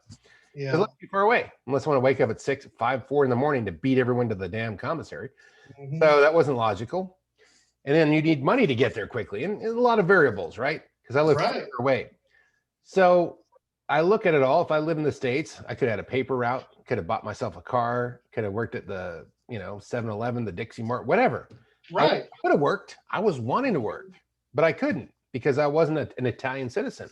So I'd only have the opportunity of summer hire, which was less than minimum wage for a 2-month period. You know, it was, yeah. Right? Did you work summer hire? I did. I did the summer hire. The first summer I cut grass, and then the last summer I was there, I did I worked in the motor pool. I did that once. Parts thing. I hated that really one. just. I hated that job. They were just like, every little thing they could find me to do is what I did. Clean something, paint something. They took advantage of you worse than if you were less than an E1, bro. They had you sweeping the parking lot, doing all their dirty shit. And it was, excuse my language, it's like all the people, these asshole, like E3 to E4 people acting big time and on some little kids. That wasn't cool. Yeah. But I remember getting that paycheck going, I think it was like a little over $100 a week at the most. Right. I think if you were lucky and got the first session and the second session, which I only got to do that once, you got like $1,000. And then, I mean, I just thought I was, oh my God, I'm loaded now. I bought a moped, I bought a boombox, I bought an Atari. I bought a stereo that I still have downstairs. So that's cool, man. I mean, towards the end, right? I was I was like a senior, I was older. I'd use my money to go just disappear into Livorno. Oh, wow. So we went down, Mark Rivera took us on a summer, I'd been to Livorno before, but not knowing the locals. He was dating some girl down there. So he took me, Kenny Poplinski, Mike Chandler, and I think Ralph, right? Uh-huh. And we all took off down to Livorno. So we get there, and the first thing that happens is Kenny has a buck knife, and the carabinieri like, hey, that's over 3 inches long. Takes the knife from him, whatever. Luckily, we didn't end up in jail. We were playing quarters on the train. We had coolers, right? And they were like 17, 18-ish in that ballpark. And we get down there, and I guess we get on post, and I forget how it all comes. I think we had tents. We had a campground on base, right? And I don't know if I told this story before. It's kind of funny. I think I did tell this story in another podcast. But anyways, we'd go party in the dunes by the American beach.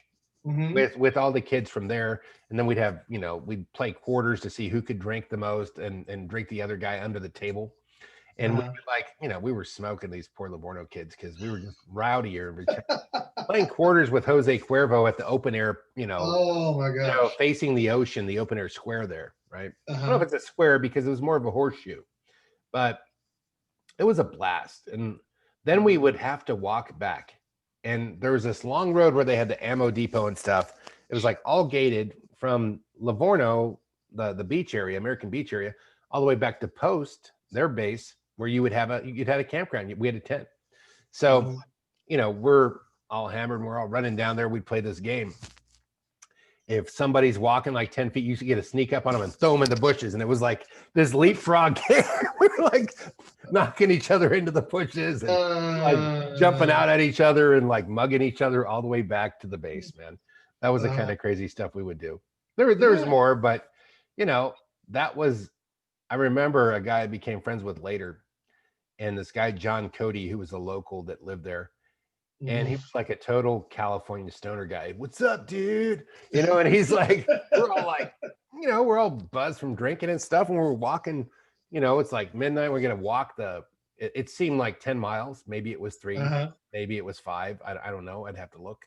You know, I look back now on Google Maps, 20 miles was actually 3.2 miles.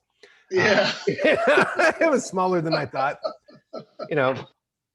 Because my brother went back and he said, I had a car. I was in and outside of Vicenza in less than 10 minutes. I heard you talking about that on another cast, and I'm just, oh my gosh, it was that small. But back then it was, oh, this place is huge. And yeah, walking to the front of Villagio, it's endless. Now you're right, man. They got bigger development than just behind my house. The neighbor's yard's bigger than Villagio. No, I'm kidding. Yeah, and we lived in the back by the pools. Because I know I could look out my window, my bedroom window, and I could see the swimming pool. So we lived in the back. So I'll go all the way to the back every time, you know. Right. The end of Villagio. Yeah. That's funny. That brings up a memory. Did you ever go there in the summer for when we had the pools open? I was always lifeguarding. Yep. Right. Used to go, well, heck, yeah, we went there all the time because we lived right there. Could walk. Mom would kick us out of the house and say, you got to go away for a few hours. Go to the pool. Yeah. The pool was awesome. You know, and then there was the food land there that had little food. Yep. You had that convenience. Like you kind of had it made being by the back of Villagio because there wasn't a food land at the front of Villagio. Right. They had to come your way at some point. You know, you want some popsicles or whatever they're selling. Whatever. You know, deviled ham. I forgot about it. That was that little little convenience store right there by the pools. That's right. That's right. Remember that. Mom would send us for stuff. Oh, it was funny. I remember we'd been out drinking or something. We were going to ride my friend Kevin Merritt's moped, and it was out of fuel. And we're walking down the back road of Villagio, and we're going to go through there, cut, and go to Torre di Quartazzolo. We're walking. We're pushing his mopeds out of gas. And we're out there just talking up Children of the Corn to the point where you probably saw eyeballs peering out because Children of the Corn just came out. We're trying to scare each other. I think it worked to some degree, like just push each other to the boundaries of like, yeah, no, that was probably based on a real story. Just hilarious. Like Ronald McDonald's a real guy. But, but yeah, so you remember the food land back there. I do. Remember those popsicles? You get a 6-pack of the popsicles. There's just non-brand, you know, orange, grape. Yeah. Right? I do remember that now. Yeah. God, I haven't thought about that place like that. That's been a minute, man. That brings back memories. Yeah.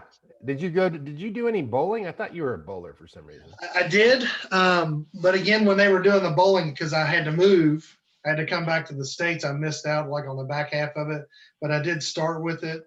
You know, Dennis was a real good bowler. So was Ralph, that I recall. Yeah. Really good bowler. Troy was there. Those were all 3 bowlers. Yeah. Dennis, Ralph, and Troy. Yeah. So, but I did that for a little bit. I wrestled a little bit, but again, when you're only there for, you know, the first month or so of the season, then you got to move. You know, I had to come back to the States for whatever reason. And then I did get to come back. At least I got the football seasons in, I guess. Yeah, you did get the football seasons in. Well, that was pretty much it. You remember, I mean, you could just think about something like Halloween party at the teen club. Oh, yeah. You know, I do remember that. And I've seen some pictures floating around on Facebook about that. But I also remember people would get VHS tapes of MTV. Yeah. From somebody in the States, and then they would bring back, and there was that little room in the back, and we would all crowd in that little room. TV room in the back of the teen club, yeah. Right, and then watch those videos. Somebody throw that video in there, the VCR tape, and just watch it TV. We'd be like, oh, you know, look at the videos. And well, it was amazing. You know, heavy metal, you know, I remember watching Motley Crue and all kinds of stuff back there going, wow, someone brought one of the freshest takes. Before it was like Repeat, Madonna, Depeche Mode. Oh yeah. Then all of a sudden the metal came in like a year or two later after videos Yeah. start pumping. I remember, and I cannot remember who brought the tape, but somebody had Purple Rain, and they play it, rewind it, play it, rewind it, play it, rewind it. Right, to get all the essence. Like you could never watch something enough. I mean, imagine it's like being stuck on an island with one comic book. Yeah, I'm going to read it this time. I'm going to try to understand Archie's emotions. Now, oh my gosh. But it was hilarious how people would just roll into the room and watch it and then roll back out and do whatever. right. But I think one of the funniest memories I had was Troy had gotten, remember on base, you had to be 18 to drink. Right. And there was a dance that night, and Troy had gotten some GI, I don't know who it was, got a case of beer. Mm-hmm. And we went behind, not the teen club, but another one of those buildings between the teen club and the photo lab. I don't know where we were at. Or the we were back there drinking. Right. Troy got the first one down. I was on my first one. Troy popped the second one, and here come the MPs walking around. Oh, they knew it. They knew oh we my would be there all the gosh. time. After I popped it twice, I said, no more of this. My friends were like, let's go do it again. I go, are you on the definition of insanity? Yeah, I really, they let us go because I think they really wanted the beer more than they wanted to deal with us. So they confiscated the beer, which is, a case missing 3. And then I noticed how that made it to the back of the MP car. And you guys, go to that teen club and be good. And They took the beer, and that was the end of that. But it's just so kind of funny. I mean, we were trying to get that beer down before we went to the dance, and freaking MPs walk right around the corner. Hey boys, what are you doing? Oh, they knew that was their big job.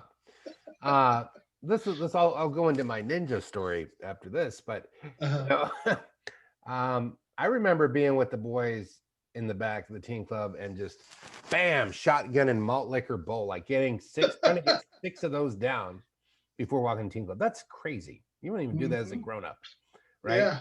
Yeah. That's stronger beer. It's got like some medicinal. The malt liquor is really, that stuff will make you hallucinate if you drink enough of that stuff. But so one night I'm with Art King and this other guy, I can't think of his name, this Latino guy, and we're going. I met him at the basketball gym. He goes, we're going to go get these cases of beer, and he could get the beer. We're going to go drink on top of Hakeem's hut. Remember the last hut? It was Hakeem's, or was it D. Tomaso's hut? Yeah. Back all the way back where that tree was. Yeah. Like, back to the commissary. Get up on those big cement things there, right?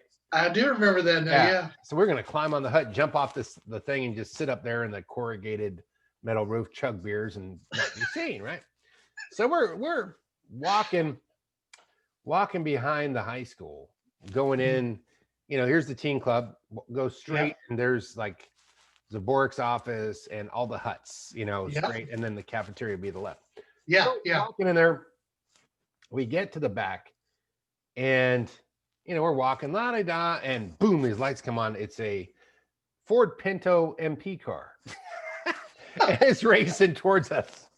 Oh. And the one guy's like, he runs off one way. Art King's like, shit. And he just like throws the beers and just takes off. And he's just like gone. And I'm like, uh-oh. So I run and I go, stay and get busted. You have a tendency when you're a kid to just let them bust you. I'm like, no, they didn't really see me. So I just booked and I went. So you're coming out of that big, like all those courts that are back there. There's and then there's the huts, elementary school, the gym's this way. So here's a gym. So I went this way, and the teen club would be this way.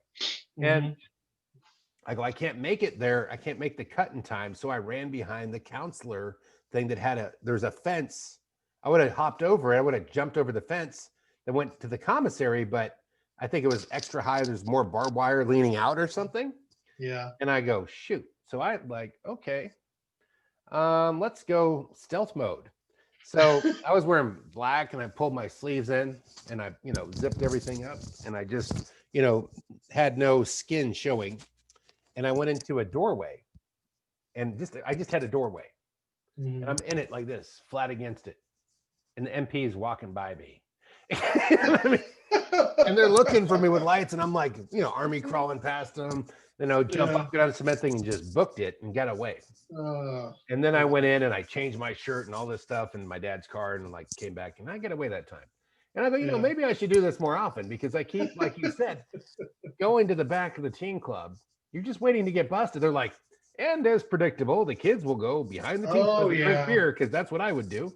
Right. It was kind of crazy. But again, I think those MPs wanted that beer more than they wanted to deal with us. And we weren't drunk or anything. We just got into it. But that was good times, man. Another funny one, as you remind me. I was there with Mark Parkins. I forget the other couple guys there. We had got this bottle of 191. You're talking about some strong stuff, right? Mm-hmm. It was called Zanin. And we're sitting out by the place you'd get busted is the picnic tables behind the NCL club. They knew we would come there like pigeons coming to eat bread, right? So we're back there and got the Zanin hidden over in the side. And we get pockets like jackets. You used to put sodas in your jackets. We're loaded up like huge pockets. My ski jet, like 6 sodas. So we had sodas. We were going to have mixer. So here's kids hanging out with a bunch of sodas sitting over there by the thing. Looks like we're just ready to chug a bunch of sodas like a bunch of idiots and get sugar high. I don't know. But the MP comes out and there's this Zanin over there. We're just taking a bottle cap and chasing it with a can of soda because it was so damn strong. I mean, you need 2 bottle caps to get lit off that. Buy it out in Torrey de Quartazolo somewhere. Anyways, the MP comes up there.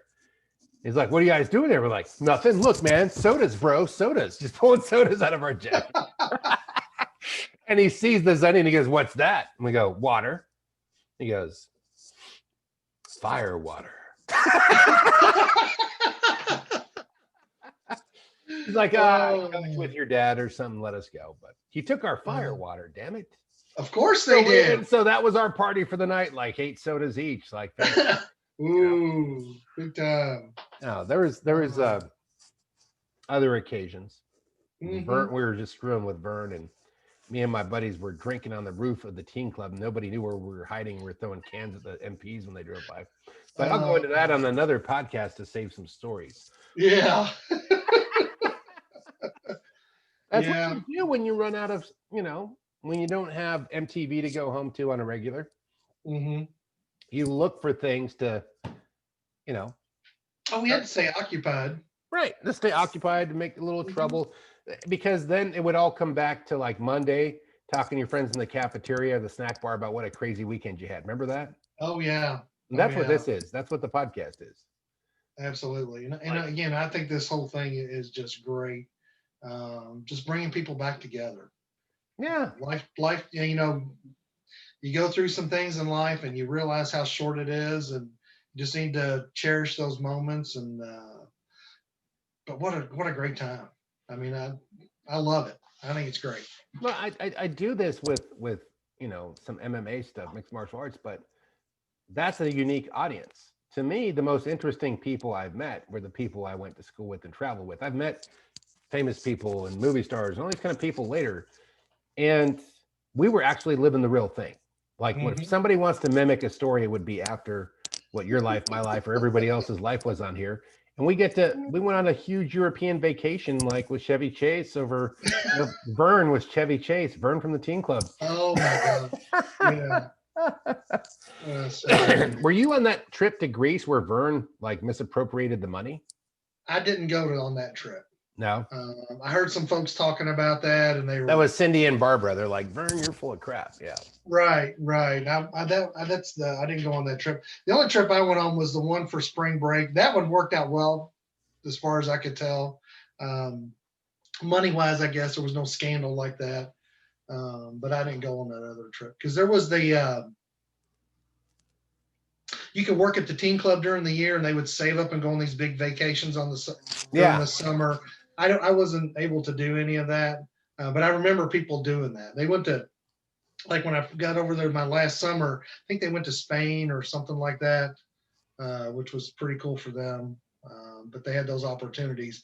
You're not doing that here. I can tell you in the States, they never do anything like that. Yeah, you're not like, come work at, there's no teen club in the States. I mean, the only thing Right. I saw that reflected that concept was this crazy movie that came out in the late 70s or early 80s called Over the Edge with Matt Dillon. Mhm. Have you seen that movie where all the kids No, turn on the school and chain it up and they're all mad at their parents and they're all drinking and doing drugs? It was bad. man, I But didn't see that one. it was like a worse version of what I've seen growing up. But Mhm. anyways, that whole concept is they had a rec center, Mhm. and you didn't have a rec center or anything local like that, like Mhm. when you came back to Indiana, right? No, there's nothing like that. You guys have a strip where you go cruising in your cars. You have Yeah, a we did that.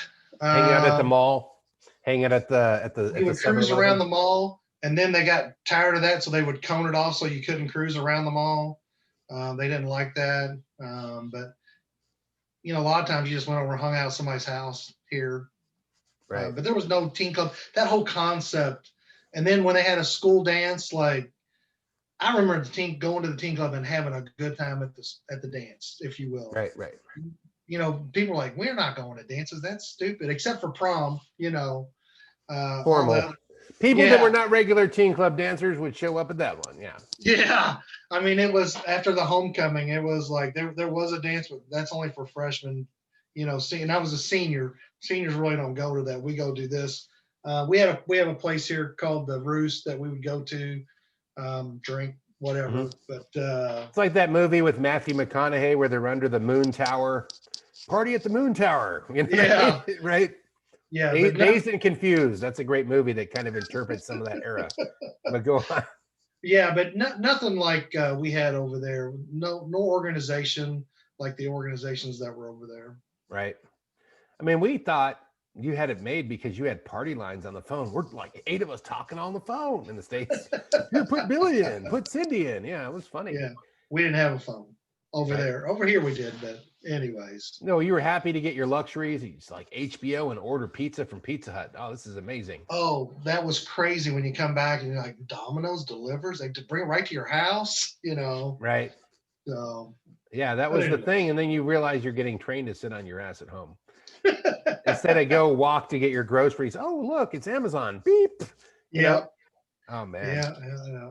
That's my New Year's resolution. I've put on some pounds for this COVID thing. I got to really, there's this meal service company that I order that's all clean, like keto. I just Yeah. stick to that. Why not? Mhm. It's a little pricey, but what's the price of your life? What's That's the right. price of your life? You're going to negotiate, save money. Well, I need to save that money for donuts. No, wait a second. Exactly. Right? I think you're right there. I was So I think this COVID thing has definitely been different. Unfortunately, I did fight that, right. and I've came out on the better end of it. So you've And had actually lost. Huh? you had it too. So you're one of the 5th Cougars I've talked to, I think. That's had COVID. Yeah, I've had it, and just a few weeks ago, actually, I got over it and actually lost a few pounds. So we'll just leave it at that. Well, so go out and try to catch it. Start your New Year's Eve off. And what was Yeah. what was the bit the worst of it for you? I mean, I talked to some people. It lasted a day. Harlan, who was just on here, he has it. He seems to be doing okay. Yeah. Terry Puklinski had it. She's fine. Dino Mhm. had it. He said a couple of weeks it was like rough on him. Yeah. So for me, I had about 3 or 4 days that were pretty rough. Was it the end of the world or was it like just nasty flu? Just nasty flu. Right. And I believe it or not, I bought an oxygen sensor, so I never had any problems breathing or anything like that, but just felt cruddy. Right. Systems not working like they're supposed to work, that kind of stuff. A little bit of cough, but nothing, like I read about. Obviously, people have lost their lives, which is a bad deal, but I didn't have the extreme symptoms that I've read other people have had. So I was very The crazy fortunate. thing is that Dino was wearing his mask and he still caught it. Yeah. Let me tell you something. I always wore my mask everywhere I went. And social distance, I tried to do everything you were supposed to do By the book. and I still ended up with it. So, and was it, you think that was from work or just go to the grocery store? I don't know. Could Right. have been either. Somebody, if you're in a grocery store, somebody walks up behind you, they don't have their mask on for whatever reason. Could have been from there. The mask only blocks a certain percentage. Yeah. The virus, some's going to get through. I really don't know where I got it from. But fortunately, I came out on the positive side of it, and it's a crazy time. I'm not even getting political. I mean, I have friends that are anti-maskers. I have friends that are on the other side of it. I have friends that, there's someone else that I know that, they get really paranoid and all of a sudden they ended up with it anyways. Yeah. And they were overdoing it and it still came their way. Right. So no matter what, I mean, I'm out by the beach, but near nobody, and screw it. Like, you're not getting near me. I'm right. But at the same time, I'm not looking to go out and catch a winter cold on a cold, windy, rainy day and lower my chances, lower my immune system. You know what I'm saying? That's just my logic. Yeah. Right. Yeah. Like I said, I don't know where I got it from. I was trying to take the precautions, whether the masks work or they don't work or you're for them or against them. I really don't care. It was about me and trying to protect me. Stay alive. Your life. All the politics. No, I just want to stay alive. Right. Exactly. I really just try to do the right thing when it comes to that, but it got me. And fortunately I was able to live through that. And that's another reason to be honest with you, for me doing this. Yeah. Was because when you're sitting there and you're by yourself in a room, because I locked myself in the basement by myself, you think about a lot of things when you're by yourself. Right. And reconnecting with old friends is on my list. And I started messaging. I messaged you. I messaged several other people. Merry Christmas, Happy New Year, love to see you. Let's catch up. Those types of things. And I hate that that kind of pushed it that way, but it did what it did. And hopefully it's weird when people make assumptions how they think you are or how out of touch you are. Right. Like there's times I could get a hold of a celebrity easier than I could get a hold of a classmate. Yeah. Like instantly, comparatively. Isn't that crazy? So I'm like, you have a basic job and a basic life. I'm not putting you down, but you're available. You have this many hours disposable. If I did the math in my head, listen, you work a 40-hour week. That means that you have this much time off. Your kids are grown up, so you don't have them anymore. So what are you doing? Well, I got a thing. I go, no. And it's like that funny little cartoon I put where Homer's going around in circles laying on the side, because that's what a lot of people are doing. I'm like, get on the damn podcast, man. Yeah. Because you don't fun. To do it. It's different when you do it and how you look at it. And even when you watch yourself afterwards, you'll trip out to listen to this again. You'll see yourself. Like you're watching a TV show. I know it sounds simple. Like if you think back to Italy, I got my tape recorder. Remember this little cassette recorder? I'm going to say something in here and then listen to myself. I'm like, I had a dual cassette, let me tell you. Right. I thought I was hot stuff because I had a dual cassette. Oh yeah. That was it right there. Dual cassette. Someone in the same window. You put two cassettes in one, or someone side by side, and you can. Mine was side by side. Yeah. Oh, that's hilarious. The boombox culture, right? Mm-hmm. But yeah, we use that and a camera strap to carry it around. Strap it to your back. Camera or a guitar strap, and then it's like all funky looking, multicolored, kind of hippie looking, right? But hilarious. Well, it's like you said. You reflect on it, like you would think, oh, so and so's get a big job. They're too cool to talk to me, or so and so is, well, they've got their family. Like everybody has a minute in their day. I don't care. Right. Even at the most successful times I've had in my life, I always had time. Mm-hmm. Matter of fact, ironically, the most money I was making earlier before I retired is like my peak time. I had worked the least amount of hours. Mm-hmm. So it's not always like, well, he's gonna do his thing. He's gonna do his thing. He's gonna like get off the treadmill, bro. Or ma'am, young lady, whoever you are that went to VHS. Yeah. Because all your, I hate to say it, all your excuses are your own, man. Mm-hmm. Yeah, if you want to make something happen, you can make it happen. It's about prioritizing things and putting them in order. So follow through. Nothing like follow through. Mm-hmm. You know how it is when you grow up. You have friends that are consistent. You have friends that are flaky as hell. That's right. And after a while, you're like, "Oh, see you later, flake." And so and sometimes the flaky person comes back around and they become consistent because they were preoccupied with something. Mm-hmm. But you get away like, what's preoccupying you? Like, oh, I'm stationed in Afghanistan in the middle of war. Okay, that's enough. I'm sorry. I get it. Hit me back later, man. It's like, hey, I work as an aircraft controller and I'm like going crazy here in Boston, landing all the planes. Yep, gotcha. Yeah. But that people can make the exception, and maybe they're stubborn, maybe they're uncomfortable because they haven't used these social skills throughout the years, right? Mm-hmm. Right. It's like That's you okay. think that Johnny or Jenny get too cool and they're off in their thing. It's like I think everybody wants to reconnect. Yeah, Bottom line, but you know that's okay. Tell your story, right? because we have a lot of commonality, Mm-hmm. but we all have individual, unique stories. Mm-hmm. And I think that's what this podcast brings out is a lot of the commonality in doing things with other folks. But yet we all have you experienced things that I didn't experience, and Right. this person over here experienced something that I when oh wait a minute, I did do that. I remember doing that now, but I never thought about it. I haven't thought about it for years. And man, that was a good time, you know, that kind of stuff. So I would encourage anybody to come on here and just tell your story, have a good time with it. Leave your legacy behind, man.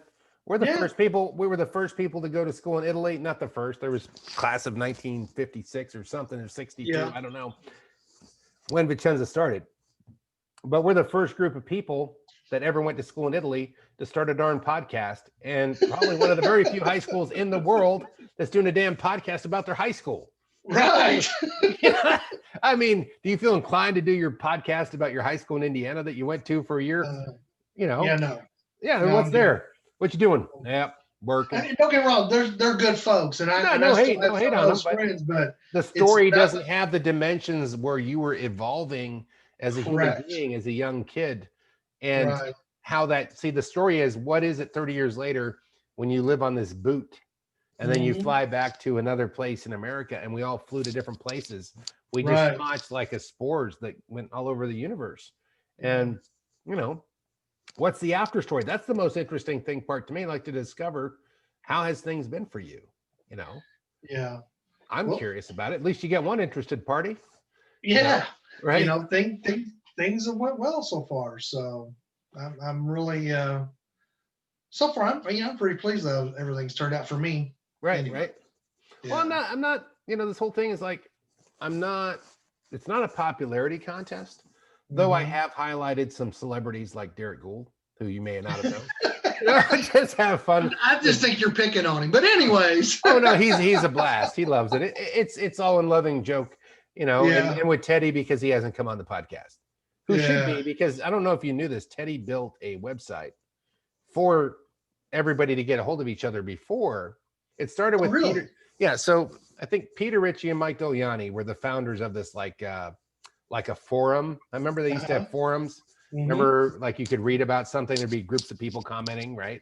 Yeah. They started that, and then I think Teddy came along and said, "Hey guys, I can help you with this," because they were trying to get everybody back together. The same thing you probably wished for, to get all of your friends, like I did before Facebook came and just automated it. But Teddy had the website, so a lot of people were going to Teddy to find out where's so and so. He was becoming the Bureau of Information, right? Wow. And you know. I get it. I mean, I heard my brother talking about like he had tried to help a lot of stuff. And sometimes you feel people are just rolling over you. He's like, okay, I'll take a break. That's what my brother said. I don't know if that's the story. You know, I just know that Teddy's a great guy. And I've talked to him on the phone. And we did do a podcast, but it was too much locker room talk. So some guys have jobs. And you don't want that out there, or you don't want someone's kid to see it. It's like we got to keep it PG because your kids may watch this podcast, right? Yeah. And not here to put anyone down. I'll talk to anybody that went to Vicenza just to say, what was it like for you? And they'll tell me something new that we didn't think about. Yeah. You know, we rode a bicycle from here to Padova, and then you know, whatever, right? We rode bicycles everywhere, downtown. Out to Torrey to visit friends, right? You know, right. When some of those outlanding places where folks lived at, we did. I don't remember all their names where they lived at, but we would ride bicycles everywhere. So. Yeah, I mean, if it wasn't happening in your neighborhood, you'd go find the neighborhood it was happening, or ride the Villagio bus till you found the party. Oh my gosh! Till you found which bus stop everybody's hanging out at. Right. Hanging out. So that was our version, I guess, of Clerks. You know that TV show, the movie Clerks. The guys are just like the two crazy guys, the guy with the beard and the guy with the long hair, sitting outside drinking beer, talking smack. It's a movie. I can't think of their names, but very famous movie. They're just hanging out. It's like hanging out at a bus stop, just drinking, causing mischief. It's You're like, crazy. it's the greatest place on the planet, a bus stop. Yeah. As simple as it was, right? Yeah. My dad was pretty strict. He was like, when I got in trouble, I would have to file an itinerary with him, where I'm going to be, who I'm going to be with. And he's like, and you're not going to go out and hang at those bus stops. I know there's bad stuff going on those bus stops. And there really wasn't. Yeah, that's where we're doing all the, it's where we Yeah. exchange adult movies and drugs and stuff. No, not He even. just thought there was bad juju going on at the bus stops, and it really was. We were just hanging out.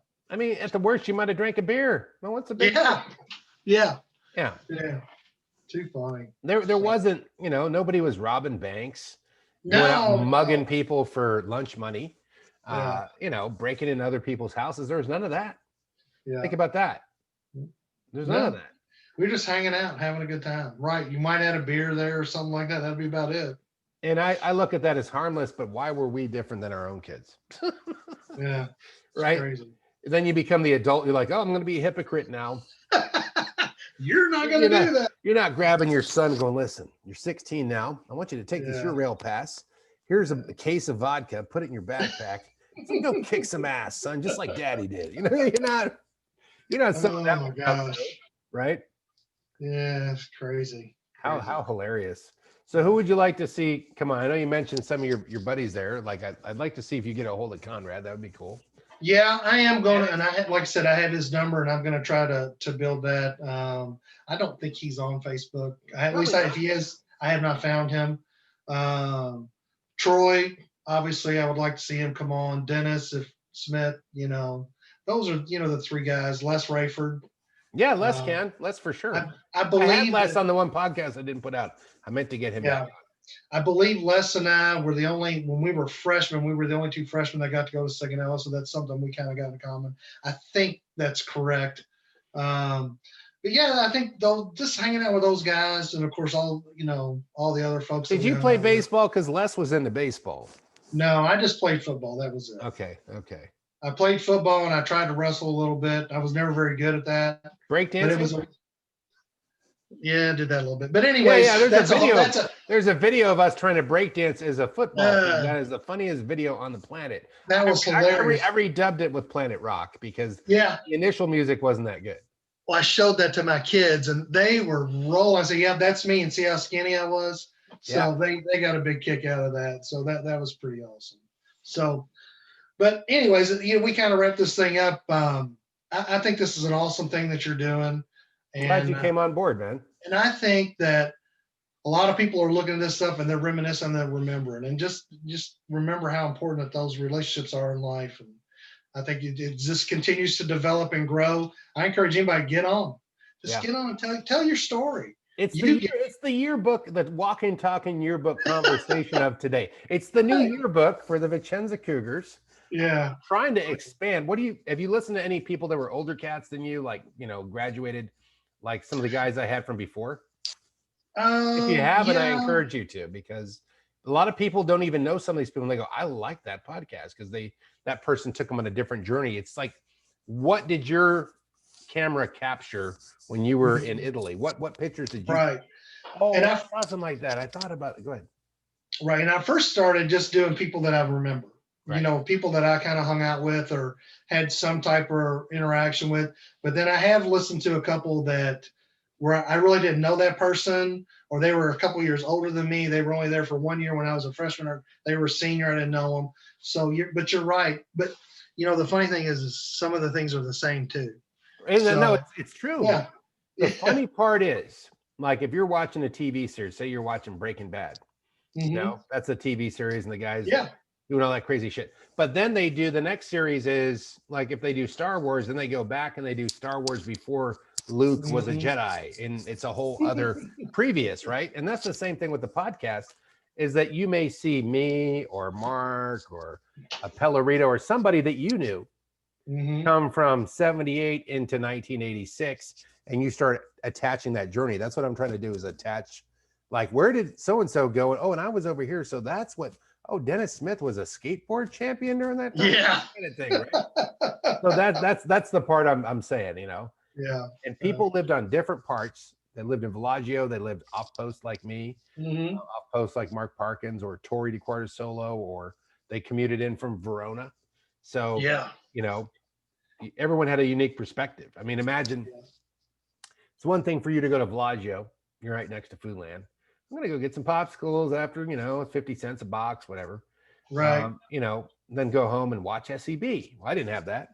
Yeah. But so imagine getting out of school, hopping on a train downtown, riding for 45 minutes or so, getting off downtown, catching a bus to your house, and finally it's 7 o'clock and you're home. Yeah. And you got to get up at 5 a.m. to get back on it. Turn around, come right back. Right. Yeah. So yeah, that's a different, and you're way far away from post, and you're in your house thinking, what are those guys up to in Villagio? I always hear these stories on Monday, man. They're doing all the cool stuff, you know, like they're sharing toys. He's got a new chopper bike. You let me ride it. Now I know what that's like. Or I tried the new skateboard because all the other kids are close and they can share their goods or share their stuff or share their experience. Right. So Villagio definitely had an upside, in my opinion. Yep, absolutely. Absolutely. So that was pretty awesome, buddy. I thank you for coming on, man. I appreciate you putting all this together and inviting me on. Oh, yeah.